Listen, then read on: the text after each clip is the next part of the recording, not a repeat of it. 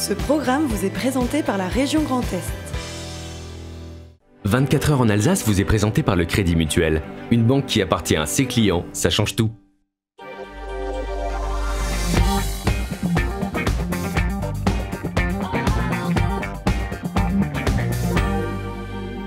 Madame, Monsieur, bonsoir, bienvenue pour une heure d'actualité 100% Alsace, 100% régionale, avec nos programmes à découvrir. Ça se passera ce soir avec Célia, Avoir à faire et un doc au top. C'est Welcome in France. Dans l'actualité, nous recevons le docteur Élise Gogler, addictologue. Elle nous expliquera le Dry January. C'est le fait tout simplement d'arrêter de consommer de l'alcool durant tout le mois de janvier. Céline Ruher est avec nous, avec Maxime Klinger, Mister France Grand Est. Il est le parrain d'un grand défilé qui aura lieu ce dimanche et on en parle avec eux dans quelques instants. Avant cela, c'est l'actualité, le JT Camille Roland.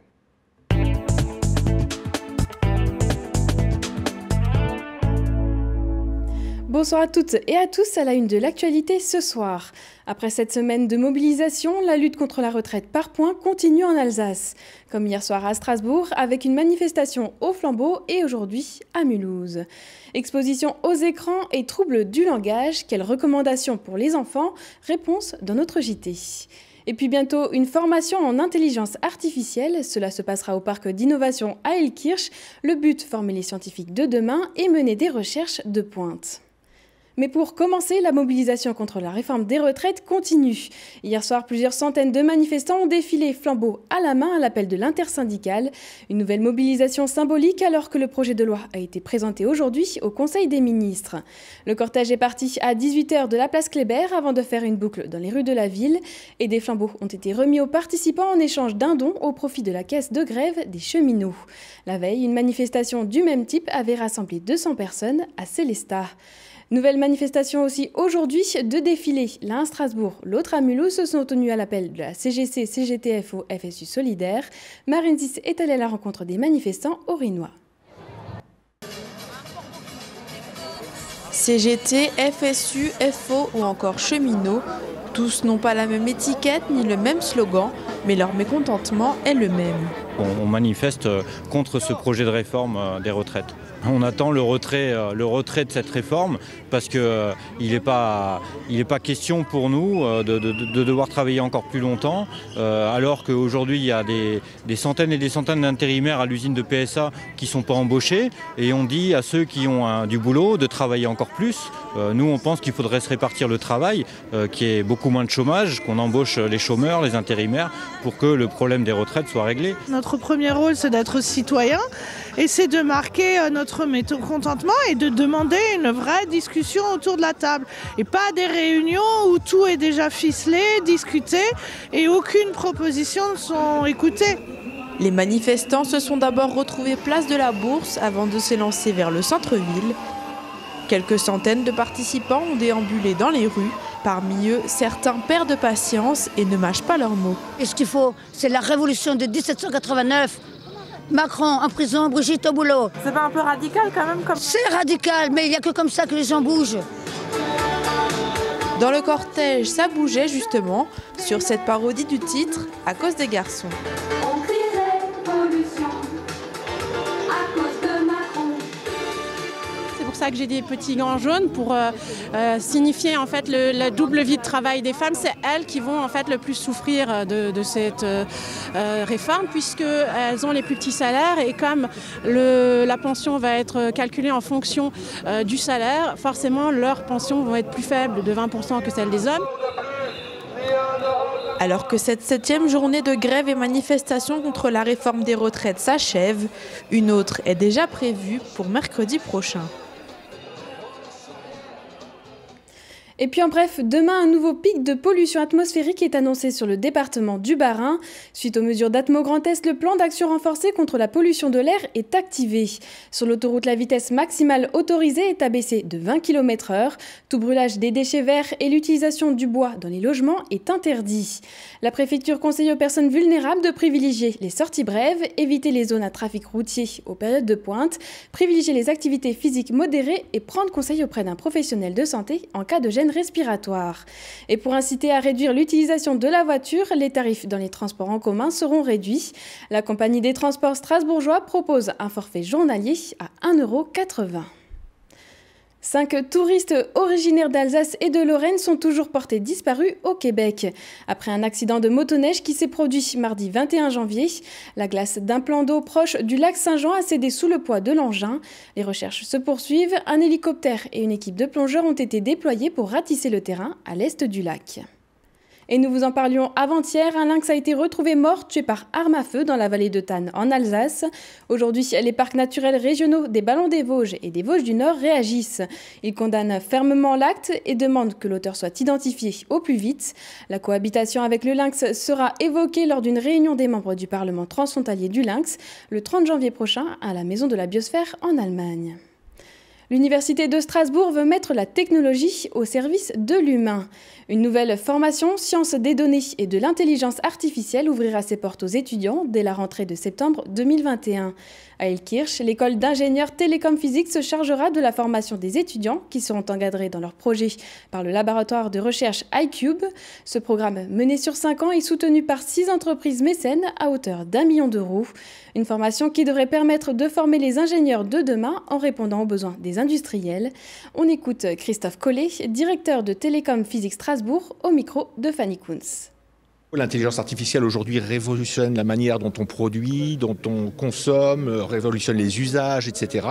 Et donc on n'est qu'au tout début de cette dynamique d'évolution. Et nous, notre rôle en tant qu'école d'ingénieurs, c'est de former des ingénieurs habiles qui soient effectivement en capacité d'accompagner scientifiquement, technologiquement ces évolutions massives de la société. Et dans le cadre de cette chaire, c'est tout le lien en fait avec les demandes des industriels, les données que possèdent aujourd'hui les industriels, puisque les 6 partenaires de la chaire collectent des données qui vont permettre effectivement à nos élèves de se former aux techniques d'intelligence artificielle et qui permettra d'avoir la voiture sans chauffeur par exemple, d'avoir la domotique à la maison, qui permettra d'améliorer le soin, de faire une médecine personnalisée qui sera la médecine du XXIe siècle. Le champ d'application est vraiment immense. Un enfant qui regarde un écran le matin a 3 fois plus de risques de développer des troubles du langage, selon une étude menée par Santé publique France. Ce nouveau rapport, publié à la mi-janvier, s'attache aux conséquences de l'exposition aux écrans chez les enfants âgés de 3 à 6 ans, alors que la communauté scientifique reste mitigée sur l'effet néfaste des écrans chez les tout-petits.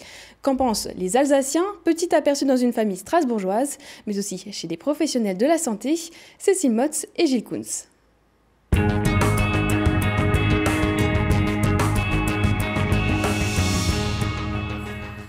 Chez les Dainoto, en rentrant de l'école, c'est le même rituel.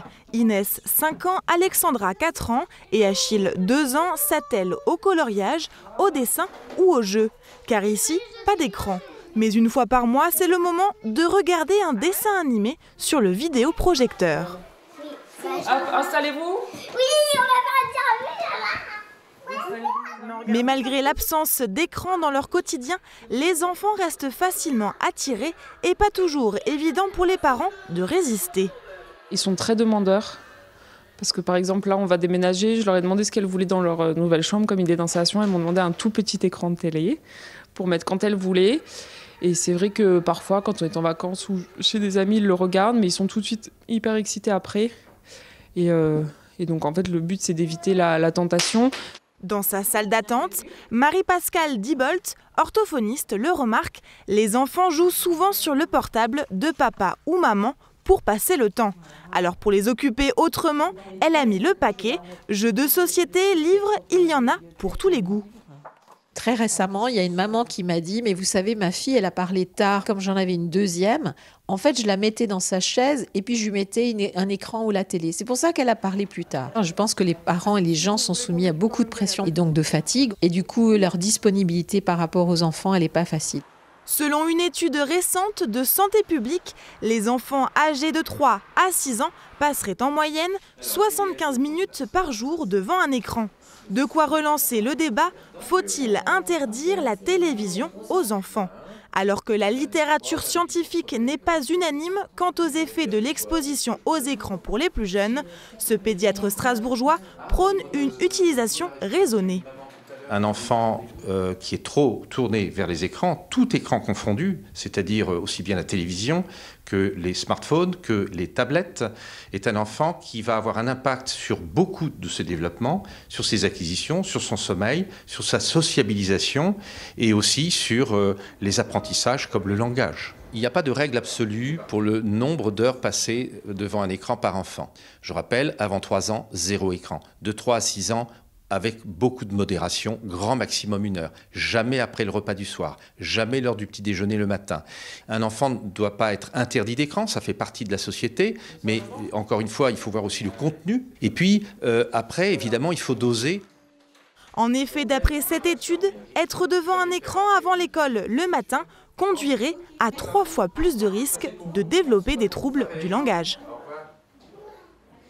Entre rendez-vous notés sur le téléphone, pense-bête collée sur le frigo et liste de courses laissées dans la cuisine, l'organisation de la vie quotidienne est souvent un réel défi pour plus d'un. Pour mieux s'organiser, une Mulhousienne a imaginé un agenda flexible et personnalisable. Marine Zis.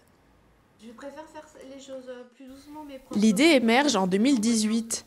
Insatisfaite des agendas et autres méthodes d'organisation proposées dans les commerces et sur Internet, Rachel Frey décide alors de se créer son propre agenda.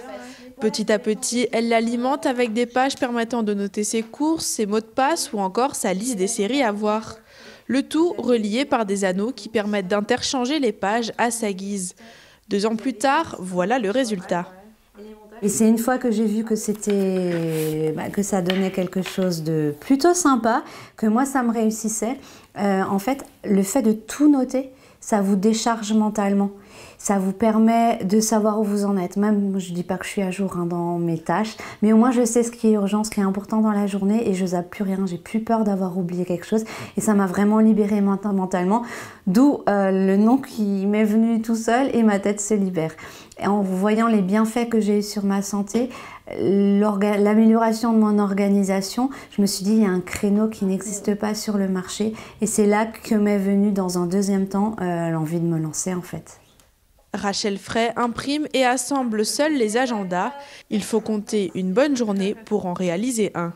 Je découpe mes feuilles de papier très sommairement, voilà. Et après, je les perfore avec une perforatrice un trou, puisque dans le commerce, l'écart standard, l'écart qui me convient n'existe pas. Donc pour l'instant, c'est des plus sommaires. Pour lancer la commercialisation, l'entrepreneuse compte sur une campagne participative qu'elle a lancée en ligne. Objectif, récolter 3 500 €. Cela lui permettrait d'acheter du matériel professionnel comme une imprimante, un massicot ou encore une perforelieuse. Il reste encore quelques semaines à Rachel Frey pour peaufiner son agenda flexible et personnalisable avant l'ouverture de sa boutique e-commerce prévue en mars. Tout de suite, l'image du jour, Oliviane. Mais comment trouve-t-il le temps d'alimenter aussi régulièrement ses réseaux sociaux ? Alors qu'il se bagarre pour monter sur le podium du rallye de Monte-Carlo, Sébastien Loeb fait vivre quasiment en direct sa course à ses fans. En tout cas, ça ne le perturbe pas, car il était toujours à moins d'1 minute du leader en milieu d'après-midi. Il faut dire qu'avoir plus d'1 million d'amis sur Facebook et près de 175 000 sur Twitter, ça crée sans doute des responsabilités. Merci pour l'actualité. Merci beaucoup. Bon week-end Camille. On accueille le plateau du soir. Célia Venet avec notre invité, Dr Élise Gogler, addictologue, Maxime Klinger, Mister France Grand Est et Céline Ruher pour un défilé qui aura lieu à Battenheim. On en parle juste après la météo. Votre programme avec CroisiEurope. CroisiEurope, croisière sur les fleuves et mers du monde à bord de bateaux à taille humaine.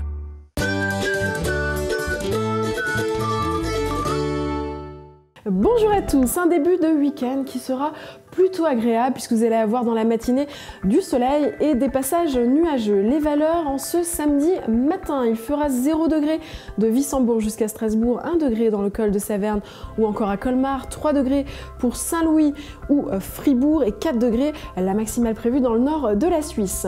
L'après-midi, eh bien, le temps reste stationnaire avec des éclaircies et des passages nuageux toujours. Les températures, quant à elles, regardez, ça remonte, il fera 7 degrés sur l'ensemble du Bas-Rhin, 9 degrés à Colmar, Colmar, 10 ce sera pour Regisheim ou encore dans le nord de la Suisse, 9 degrés à Fribourg, 6 degrés pour Kiel et Karlsruhe.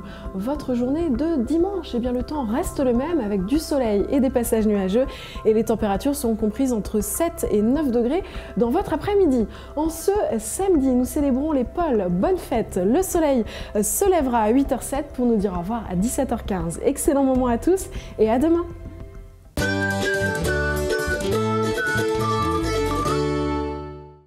Votre programme avec CroisiEurope. CroisiEurope, croisière sur les fleuves et mers du monde à bord de bateaux à taille humaine. Et le docteur Élise Gogler est avec nous, addictologue. Comment allez-vous? Très bien, merci. On vous avait reçu pour le mois sans tabac. Ça fait partie de ce que vous gérez, qui était une bonne occasion d'ailleurs d'arrêter de fumer. L'opération Dry January, c'est un défi qui permet à des millions de personnes, un petit peu partout dans le monde maintenant, d'arrêter de consommer de l'alcool durant le mois de janvier. Alors là, on est le combien? J'ai toujours un peu perdu. On est le 24, il ne reste plus qu'une petite semaine. Est-ce que c'est compliqué d'arrêter l'alcool? Alors c'est différent que le tabac et ça dépend si on a effectivement une dépendance à l'alcool ou si voilà, on consomme de l'alcool de façon modérée. Donc ça peut être difficile comme ça peut être très facile. Un mois sans alcool, ça paraît long. À quel moment on peut considérer que quelqu'un a un problème avec l'alcool ? Un problème avec l'alcool quand on a des signes de dépendance, des symptômes physiques, quand on s'arrête de boire, on tremble, on a des sueurs, on se sent irritable. Voilà, ça c'est la dépendance à l'alcool. Mais on peut aussi avoir effectivement un problème avec l'alcool quand on n'arrive pas à se passer de l'alcool au restaurant, en sortie ou même pour se détendre chez soi à la maison. Cela, on considère qu'il y a un problème avec l'alcool. Effectivement, quand on consomme un peu trop souvent et qu'on a le sentiment qu'il faut faire un break parce que sa consommation a dépassé une certaine limite. Est-ce qu'il y a un profil d'addict ? Est-ce que ça concerne qu'une certaine catégorie de personnes ? Non, on est tous sujets à devenir addicts pour l'alcool, pour le tabac, pour d'autres choses. Ça dépend du profil psychologique de la personne, mais on peut tous devenir addicts. Par contre, on n'est pas tous égaux face au risque d'addiction. Celui qui boit un verre tous les soirs en mangeant, est-ce qu'on considère qu'il a un problème avec l'alcool ? Alors si on prend les recommandations officielles, c'est au moins 2 jours par semaine sans boire de l'alcool. D'accord. Voilà, donc c'est 10 verres maximum par semaine, avec au moins 2 jours d'abstinence dans la semaine. Tu entends, Célia ? Moi, j'entends. Allez, ce que je vous propose, c'est de découvrir cette bande-annonce qu'ont fait nos confrères de Brut sur le Dry January.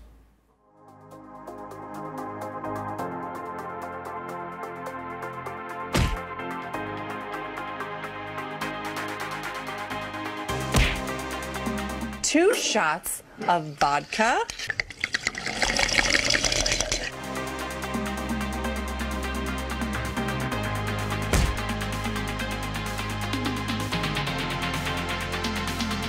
Health reasons, obviously, and also for me, I found that alcohol was having sort of quite an emotional impact. I mean, people often talk about kind of the beer fear the morning after when they've got a hangover and stuff like that. For me, it was just bringing a lot of kind of anxiety and depression my way. And once I identified that there was a link there, I thought, see what life's like without it. Voilà notre invitée Élise Gogler, vous êtes médecin addictologue, on entend cette femme qui a identifié qu'elle avait un souci. Ceux qui vont participer ou qui participent tout ce mois de janvier identifient aussi un souci ou c'est juste un défi et une expérience ? Alors ça peut être une prise de conscience effectivement de sa consommation d'alcool qui est trop fréquente, trop importante.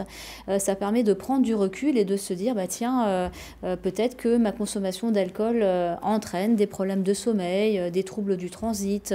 Donc voilà, ça permet de se questionner sur son rapport à l'alcool, de prendre de la distance tout en douceur. Et ce mois sans alcool, il peut être aussi l'occasion de diminuer chez une personne qui ne souhaite pas complètement arrêter, mais de diminuer. Et on voit aussi un impact le reste de l'année, puisque les personnes qui ont participé à ce défi de janvier ont leur consommation d'alcool diminuée tout au long de l'année. Donc c'est un vrai bienfait. Il y a tout un arsenal pour celles et ceux qui veulent arrêter la cigarette. Il y a des patchs, il y a des choses comme ça. Quand on veut arrêter l'alcool, le médecin que vous êtes peut aider de quelle façon ? Alors on aide essentiellement d'un point de vue médicamenteux pour les personnes qui ont une dépendance à l'alcool. Médicamenteux. Voilà, puisque le sevrage à l'alcool, je le rappelle, c'est vraiment très important. C'est le seul sevrage qui peut être mortel en termes de complications. convulsions, on fait des crises de convulsions, on fait un délirium très mince, on peut en faire un. Donc voilà, donc le sevrage à l'alcool doit être encadré quand on a des signes de dépendance. Mais cette campagne du défi de janvier s'adresse à toutes les personnes qui n'ont pas de dépendance, qui peuvent diminuer ou arrêter leur consommation sans aucun risque. Et là, il n'y a pas besoin de médicamenter le défi du mois de janvier. Alors on a quelques chiffres, 71% des participants dorment mieux, voilà, c'est un fait. 88% des participants économisent de l'argent, ça c'est une évidence. Et 57% des participants ont amélioré leur capacité de concentration. C'est quoi les affres de l'alcool? Qu'est-ce qui est mauvais pour la santé sur l'alcool? C'est le foie, c'est la concentration? Alors, c'est vrai qu'on pense souvent au foie en premier et que au foie. Mais en fait, l'alcool a vraiment une toxicité sur l'ensemble de l'organisme. Le cerveau, ça entraîne des problèmes de mémoire, de concentration. Et ça peut aller jusqu'à la démence alcoolique. Et évidemment, ça attaque le foie, mais ça attaque aussi le cœur. Ça entraîne une augmentation de la tension artérielle. Ça donne des problèmes de douleur dans les jambes. Donc, tout un tas de complications, et notamment sur le sommeil, sur le poids, sur la concentration. Les gens qui viennent vous voir aux hôpitaux universitaires de Strasbourg, où vous officiez, vous les accompagnez, ça se passe comment? Une rencontre, c'est 1 heure avec un patient, et vous leur dites quoi? Alors, on voit déjà ensemble pourquoi elles viennent, quelle est leur demande, qu'est-ce qui les amène, qu'est-ce qu'elles souhaiteraient. Donc on fait déjà un état des lieux, et ce qu'elles souhaiteraient en termes de consommation, soit la réduction de la consommation, soit un arrêt en passant par un sevrage, encadré ou non, selon l'importance de la dépendance. Et donc on espère contribuer ainsi à l'amélioration de la qualité de vie de la personne, et donc de soigner tous les problèmes de santé que l'alcool entraîne. Donc on rappelle ce que vous nous avez dit tout à l'heure, c'est 1 à 2 verres par jour, si c'est tous les jours, c'est vraiment beaucoup. Ouais. Il faut avoir des temps de pause. Voilà, la recommandation en France, c'est maximum 10 verres par semaine, avec au moins 2 jours d'abstinence complète par semaine. Donc voilà, ça fait maximum 2 verres par jour, et ce, 5 jours sur 7. Et bon, on va inviter nos spectateurs à consulter ce site internet, c'est le Dry January, qui vous permet encore pendant 1 semaine peut-être de tester ce dispositif, un dispositif qui forcément est très bon pour la santé. Vous restez avec nous, place aux 2. Ah bah je vois, Maxime, que vous avez mis l'écharpe. On est fiers d'être le plus beau gosse du Grand Est. Moi, je ne me considère pas comme étant le plus beau gosse du Grand Est. On sait tous que la beauté est subjective. Mais voilà, c'est vraiment, ils ont recherché une beauté dans l'ensemble, une beauté aussi autant extérieure qu'intérieure. Donc oui, c'est une fierté. Céline, comme vous organisez un défilé, comment vous le trouvez, notre camarade à côté? Moi, je le trouve super. C'est sur tous les plans. C'est vraiment, il est humble. Il aime vraiment discuter avec les personnes quand il les rencontre. Et puis, je pense que c'est ce qu'ils apprécient. Voilà, c'est les qualités qu'il faut pour faire un Mister ou une Miss. Exactement. Alors, juste dans les 2 cas. Vous étiez 2e dauphine aussi, de Miss Corse. Oui, un département, donc une grande ville en Corse. J'ai été dauphine et j'ai participé à l'élection régionale également. Voilà, et si vous êtes là ce soir, c'est que tous les 2 vous organisez un beau défilé. Ça va se passer ce dimanche. Vous allez accueillir différentes Miss peut-être sur ce défilé? Il y aura quelques Miss, oui, beaucoup de surprises. Voilà, donc je vous invite à venir pour voir ça. Voilà, il y aura quoi exactement alors? Ça commencera à partir de 15h? Oui, c'est ça. L'ouverture des portes se fait à 15h. Il y aura des défilés, donc tout type, des défilés artistiques, des défilés florales, de la couture, du prêt-à-porter. Voilà, vraiment beaucoup de choses. Il y aura également des stands, voilà, que le public pourra regarder. Également peut-être acheter quelque chose pour un petit souvenir. Et voilà, on développe l'artistique. Vous allez défiler vous-même? Non, moi j'organise également. Maxime? Oui. Maxime il défile, mais en plus il est marin. Voilà. Pas sur tous les tableaux, mais sur un tableau, oui. Voilà, il y avait le titre suprême de Mister France, c'était le 11 janvier à Paris. Ça a été remporté par Thomas Cordelius, qui est le Mister Occitanie. Vous y étiez évidemment. Comment on le vit de ne pas avoir le titre suprême? Honnêtement, je le vis très bien, parce que comme dit, voilà, j'avais un réel message à faire passer, j'ai réussi à le faire passer, j'avais énormément de soutien sur place et ailleurs. Et voilà, on vous voit là évidemment défiler. Voilà. Ça c'était à Colmar. Ça c'était à Colmar, c'était à l'époque du titre. Donc on regarde juste comment vous allez défiler dimanche. Voilà, on se dit est-ce que franchement il faut y aller. Alors vous, Maxime, vous êtes sur cet événement-là, vous êtes le parrain. Alors quel va être votre rôle? Alors mon rôle, c'est tout simplement déjà d'apporter une plus-value en termes de notoriété à l'événement. Et ensuite, j'ai tout simplement accepté la proposition de Céline, très gentiment, parce que c'est une personne que j'apprécie. Et puis, depuis mon élection, c'est vrai que le milieu de la mode et du mannequinat, c'est quelque chose qui me plaît de plus en plus. Alors je me suis dit, pourquoi pas promouvoir un événement de mode en Alsace. Alors il y a toujours énormément de comités, on le sait, de Miss France, Miss Élégance, Miss tout ce qu'on veut. Laura Théodori, qui est Miss Alsace, aurait dû faire partie du défilé, elle ne sera pas là. Oui, voilà, exactement. Un petit imprévu, malheureusement, elle ne sera pas là. Mais ça veut dire que le comité Miss France ne laisse pas partir ses Miss sur d'autres types de défilés, c'est ça? Alors, sur ce défilé, non, elle ne pourra pas être présente. Il y a une nouvelle déléguée avec qui j'ai discuté. On a fait un accord, mais du coup, pour cet événement, ce n'était pas possible. Il y aura d'autres Miss régionales qu'on verra, genre Miss Corse, une copine à vous? Potentiellement, oui. Ah, oui, potentiellement, oui. ça veut dire non. Voilà, il y a beaucoup de surprises. En fait, on réserve vraiment un show de surprises sur place, donc on ne peut pas trop en dévoiler. Bon, et pour vous, Maxime, comment se passe la suite après Mister Grand Est? Je sais que vous vouliez être coach sportif. Oui, je suis actuellement en formation. Je passe mon BPGEPS, donc qui est le diplôme d'état de coach sportif. Donc je fais ça actuellement en alternance à la salle Orange Bleu Sirène, c'est à l'école Proforma à Mulhouse. Donc la suite, coach sportif. Coach sportif. Dernière question, vous serez là évidemment dimanche pour accueillir et même pour ouvrir ce défilé. Le rôle de parrain, on s'y prépare comment? On s'y prépare pas forcément, il n'y a pas forcément de préparation. C'est freestyle. Il y a une préparation bien sûr pour les défilés, mais sinon c'est freestyle. C'est freestyle. Les places sont à vendre ou on peut se rendre directement sur place et entrer, acheter sur place son billet? Il est possible d'acheter sa place directement là-bas, mais il est également possible de réserver sur Internet. Et, on a mis une billetterie en ligne. Voilà, il reste de la place. Oui, il reste de la place, mais il faut se dépêcher, sachant que c'est dans 2 jours. Voilà, exactement. Battenheim, ça se trouve où? Battenheim, donc pas loin de Mulhouse, juste à côté d'Ilzac. Voilà, c'est très facile d'accès et ça sera indiqué. Voilà, il sera une grande soirée à partir de 15h jusqu'à 20h. On va marquer une toute petite pause et vous saurez tout sur les programmes que nous a concocté Célia juste après ça.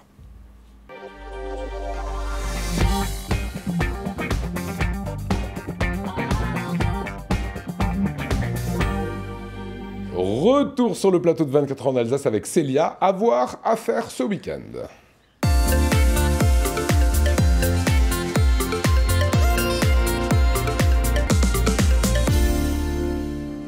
Welcome in France. Bienvenue en France, c'est le nom du documentaire qu'on vous propose ce week-end sur Alsace 20. C'est un documentaire qui traite de la Grande Guerre, la guerre 14-18, mais sans jamais vous montrer de bataille. Il s'agit d'un documentaire historique, mais ne vous inquiétez pas si c'est pas trop votre truc. C'est historique, mais c'est à la fois fun, original et même drôle par moments. Et oui, c'est loin du documentaire déprimant, ça montre une autre facette de cette guerre. Alors le pitch, c'est tout simple, c'est l'histoire de Tom, un vétéran américain qui raconte son quotidien dans les camps militaires et loin des batailles, avec son lot d'anecdotes et de beaucoup d'ennuis pour ses militaires par moment.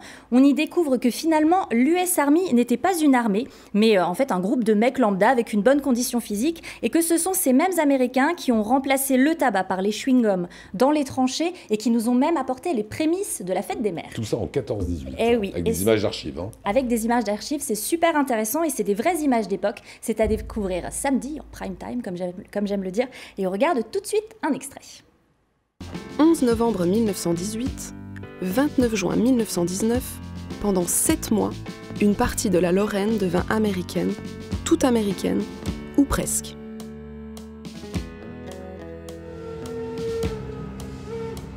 Pour raconter cette étrange histoire, j'ai rencontré Tom, un Américain originaire de Boston. À ses côtés, par des archives inédites, j'ai découvert l'impensable existence d'un éphémère État américain, l'Est de la France. Allez, des vieilles archives, on passe au théâtre. Oui Lionel, une adaptation contemporaine, moderne de l'histoire d'Hippolyte, fils de Thésée. C'est ce qu'on vous propose en théâtre ce week-end. Alors pour faire simple, Hippolyte vit malgré lui chez son père et sa belle-mère avec ses 2 demi-frères, des petits tyrans qui sont jumeaux. Jusqu'ici rien de bien exceptionnel, mais un jour, suite à un caprice d'Hippolyte le jour de l'an, son père décide de tout plaquer et de tous les quitter, d'aller vivre en Thaïlande. Alors si vous n'êtes pas familier avec l'histoire mythologique magique d'Hippolyte. Je vous laisse le découvrir dans cette pièce moderne et contemporaine. La mise en scène est minimaliste et tous les personnages sont interprétés par ces 3 femmes que vous venez de voir. Elles font vraiment tout. Elles débordent d'émotions. C'est à découvrir. C'est inédit. Hein. Ça a été proposé au Festival d'Avignon, donc une référence à voir dimanche à 20h45 sur notre antenne. On regarde un extrait.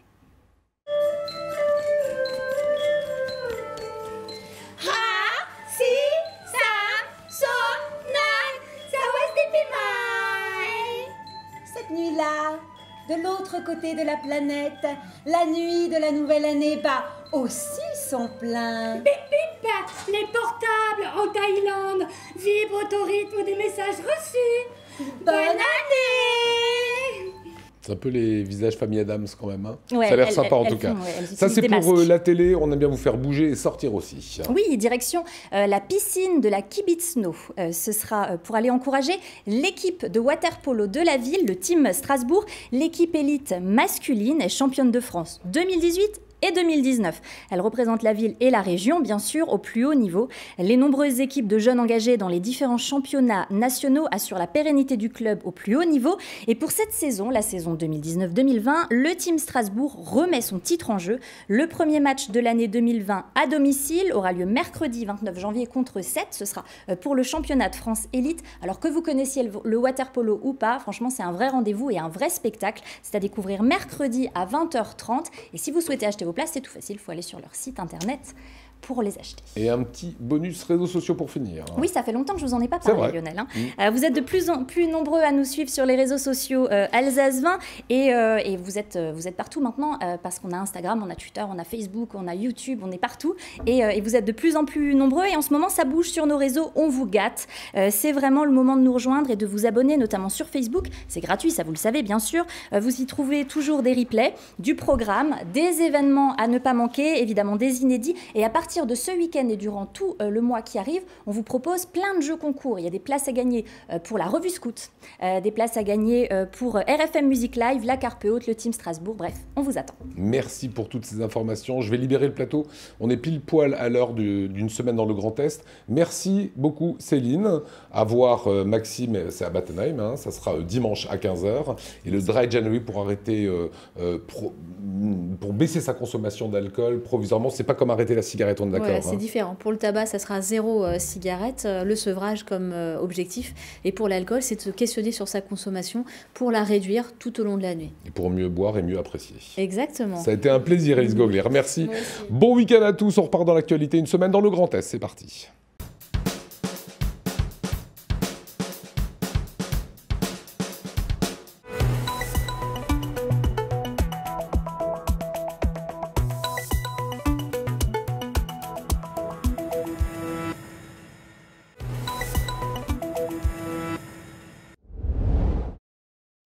Positionne les petites boules sur les empreintes.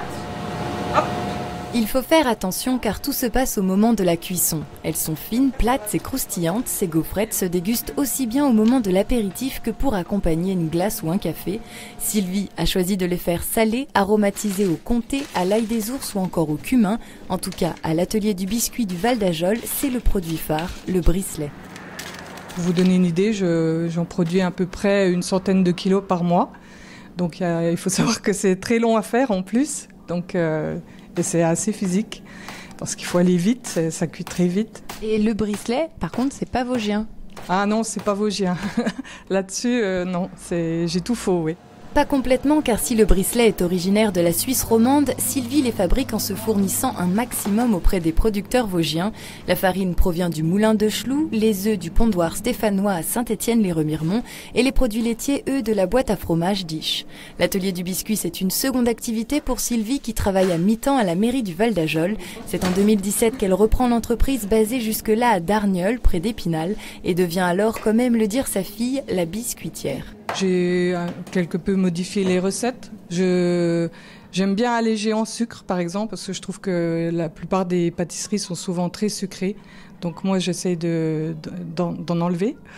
Et puis, c'est au niveau technique, j'ai beaucoup évolué quand même aussi, hein, parce que pour produire en grosse quantité, il faut quand même avoir des techniques un peu plus performantes, on va dire, pour gagner du temps. Mais du temps, Sylvie en manque encore. Avec l'atelier du biscuit, elle parvient à se dégager plus d'un demi-SMIC par mois. Elle est presque victime de son succès et avec son travail à la mairie, elle est parfois obligée de retourner à l'atelier le week-end. Les clients les plus fidèles viennent également s'approvisionner ici. Bricelet à la ciboulette. Parce que ma maman adorait ces gâteaux-là. Et chaque fois qu'on en mange, c'est toujours une pensée pour elle. Brochet coco, meringue au pain d'épices ou palais à la myrtille, les spécialités de l'atelier du biscuit sont disponibles dans une dizaine de points de vente sur le département, comme ici au Fumoir Vosgien, un nouveau laboratoire de fabrication de charcuterie au Val d'Ajol.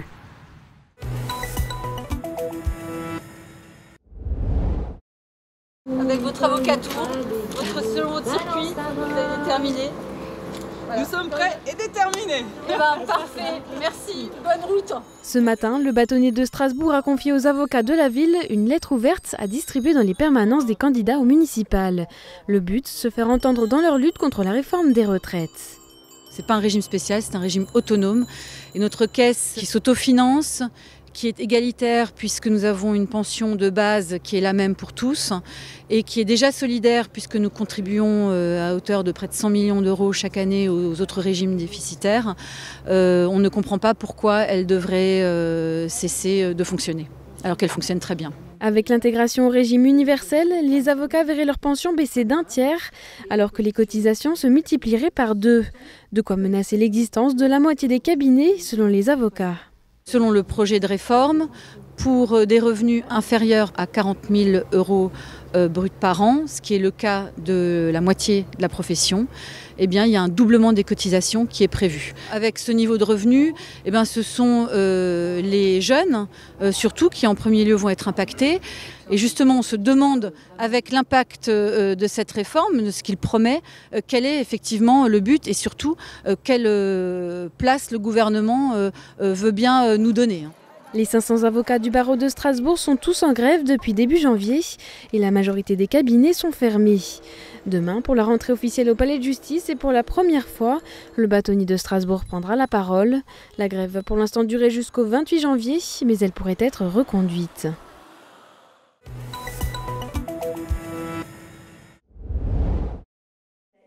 Presque 2 mois après son opération, les douleurs dans les jambes de Maëlle ont disparu.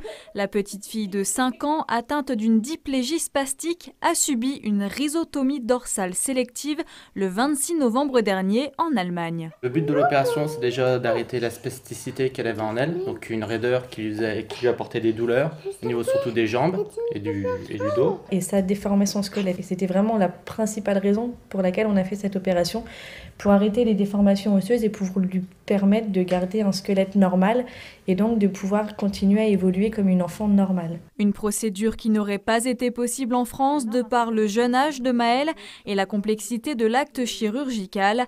L'opération a été un succès. On a donc récupéré une petite nanette en salle de réveil, après 7 longues heures quand même, d'angoisse pour les parents en effet.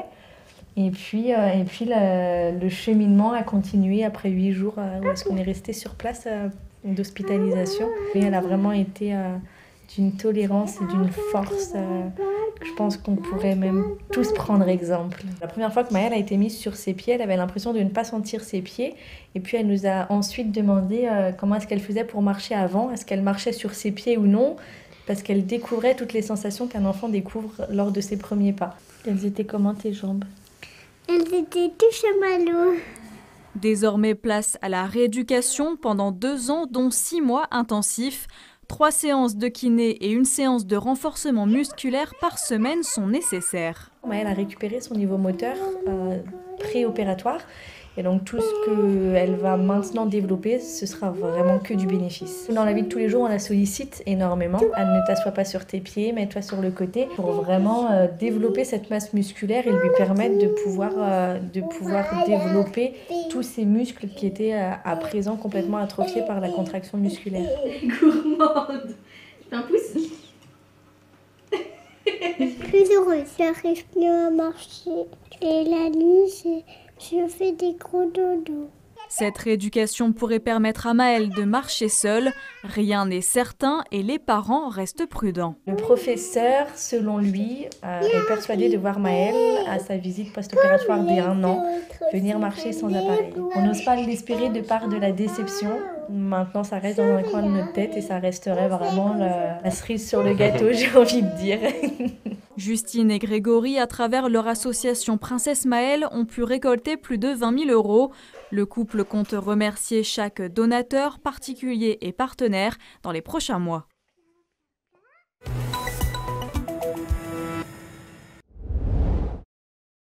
Fini les grandes filières, place au bac à la carte. Les lycéens se frottent pour la première fois aux fameuses nouvelles épreuves communes de contrôle continu, les E3C, dont les notes compteront pour le baccalauréat. Ce matin, au lycée Ribaud-Pierre, les premiers retours des élèves sont plutôt positifs. Il y a des points négatifs et positifs parce qu'on a pu choisir notre spécialité, mais on doit aussi en abandonner une. Du coup, ça c'est assez dur pour choisir laquelle on enlève. Mais sinon, on a pu un peu varier nos choix, du coup, prendre différentes spécialités par rapport à ce qu'on va faire plus tard. Ça fait noter un peu au cours de l'année et du coup, c'est plus facile que si on était évalué qu'en fin d'année et là où on est stressé et qu'on gâche tout. On a l'impression de faire un contrôle qui est normal, alors qu'en fait, ça compte pour le bac, donc c'est positif, je trouve. Histoire-géographie, langue vivante, jusque-là rien de bien méchant, si ce n'est que les sujets d'examen sont au choix de chaque établissement. Tous les lycéens de France ne seront donc pas évalués sur le même sujet au même moment, un point sensible de cette réforme. Les sujets des épreuves sont issus d'une banque nationale. Ils ont été visés par des inspecteurs généraux, d'autant plus qu'il y a une commission d'harmonisation qui ensuite va étudier pour chaque sujet les notes qui ont été données et harmoniser l'ensemble. Donc je pense qu'on peut être complètement rassuré de ce point de vue-là. Le retour que nous avons aussi bien de la part des professeurs que des élèves, c'est que visiblement il n'y a pas eu de mauvaise surprise, pas de piège. Les élèves n'ont pas été surpris du sujet qui leur a été donné. Donc visiblement, les retours sont positifs. Les épreuves communes de contrôle continu comptent pour 30% de la note finale du bac, un changement qui devrait préparer les élèves plus sereinement à l'obtention de leur précieux sésame. Il faut relativiser, ce sont des épreuves importantes pour les élèves, mais en même temps dont l'impact est plutôt positif puisque ça leur permet d'avoir une validation de toute une partie du programme qu'ils ont traité jusqu'à aujourd'hui. Je suis confiante dans l'intérêt de cette réforme qui vise vraiment la réussite des élèves, d'abord, et surtout leur réussite dans l'enseignement supérieur. Aujourd'hui, nous sommes le 22 janvier, ouverture de Parcoursup pour cette année. Je sais combien cette réforme, qui offre une plus grande diversité de parcours pour les élèves, les prépare mieux à l'enseignement supérieur. La réforme du baccalauréat 2020 dans l'ensemble de l'Académie de Strasbourg concerne 14 000 élèves et 68 lycées. La suite des épreuves est prévue ce vendredi.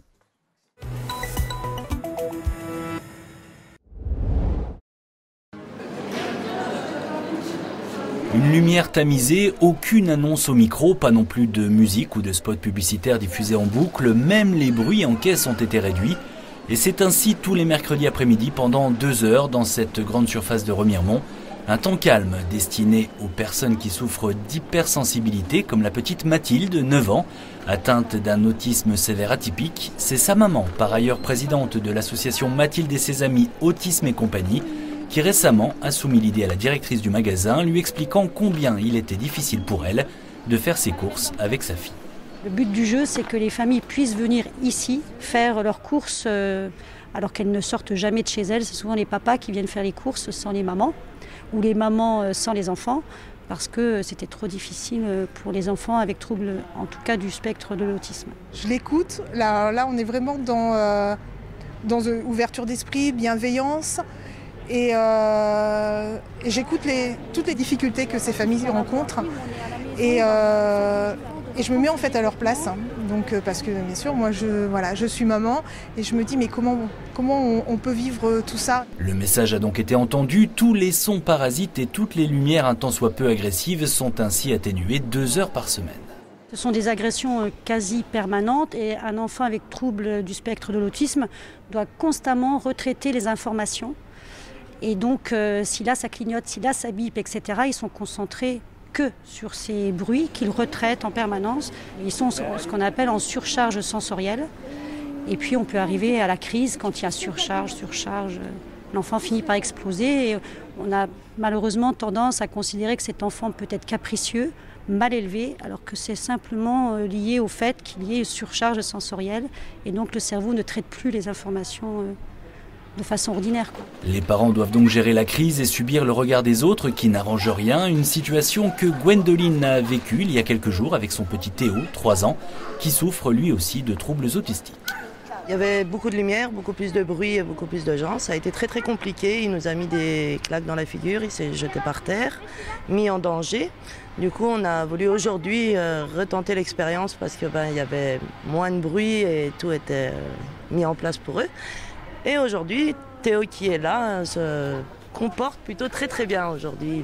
Il va bien, il n'a pas de problème. Et voilà. Tout le monde semble donc y trouver son compte, même le personnel du magasin. Certains m'ont confié qu'effectivement, c'était pas désagréable de travailler dans un environnement un peu plus calme, plus reposant. Le rendez-vous en tout cas est acté ici chaque mercredi de 14h à 16h, à un créneau qui, pourquoi pas, pourrait même un jour s'étendre un peu.